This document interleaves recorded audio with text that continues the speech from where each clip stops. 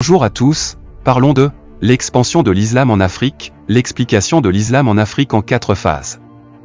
Écoutez attentivement et prenez note, le saviez-vous que l'implantation de l'islam en Afrique est liée aux conquêtes, aux négoces, aux migrations et aux activités missionnaires.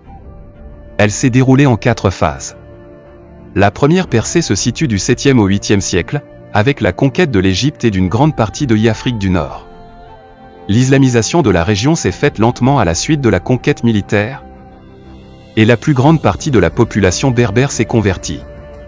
Lors de la deuxième phase, du 11e au 19e siècle, l'islam s'est étendu jusqu'au Sahara vers l'Afrique de l'Ouest et jusqu'au Nil, au Soudan, le long des routes commerciales qui reliaient l'Ouest à l'Afrique du Nord. Dans une contrée située entre le Maroc et le Sénégal, des Berbères récemment convertis, plus tard appelés Almoravides, ont conquis le Maroc, traversé l'Espagne et combattu les dirigeants chrétiens.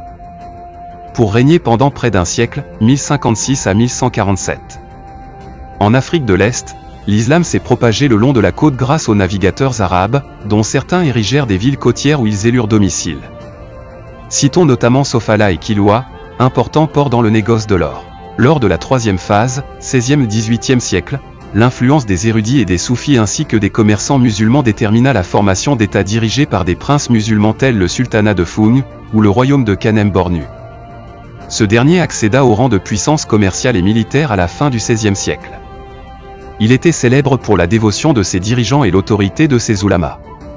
Le plus grand État d'Afrique saharienne était l'Empire des Songhai. Islamisé en 1493.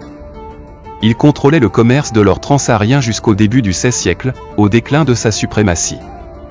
Au cours de cette période, Malais et Javanais émigrèrent des Indes orientales hollandaises vers l'Afrique du Sud, notamment dans la région du Cap, la première colonie musulmane d'Afrique du Sud. Le renouveau islamique et la période coloniale, la quatrième phase d'expansion islamique en Afrique commença au XVIIIe siècle. Les ordres soufis, notamment la Qadiriya et la Tidjaniya, y contribuèrent largement.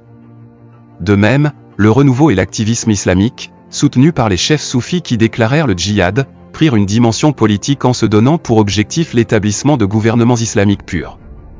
L'exemple le plus illustre est l'État de Sokoto en Nyasaland, établi en 1804 par Ousmane Dan Fodio, tandis que l'État mahdiste du Soudan oriental, 1882 à 1896, résultait d'un mouvement religieux-politique issu de la lutte contre le colonialisme. L'ère coloniale commença symboliquement avec l'invasion napoléonienne de l'Égypte en 1798. L'expansion française à travers l'Afrique du Nord et de l'Ouest eut un impact important sur les développements culturels et politiques de la région. Les Britanniques s'emparèrent des autres territoires et absorbèrent le sultanat de Sokoto dans l'Ouest. Ils contrôlèrent une grande partie de l'Afrique de l'Est. Dans certains pays, les ordres soufis jouèrent un rôle primordial dans la résistance à la domination étrangère. En Libye, par exemple, un vaste réseau de loges Sanusi s'étendit jusqu'à Tombouctou. La Sanusiya favorisa le développement du commerce transsaharien en l'organisant et en établissant les liens entre les tribus locales. Elle permit, ce faisant, d'islamiser les contrées traversées et d'organiser la résistance anticoloniale. Voilà, vous savez tout. C'est tout pour le moment. Si tu veux savoir plus, dis-le moi en commentaire, abonne-toi et partage.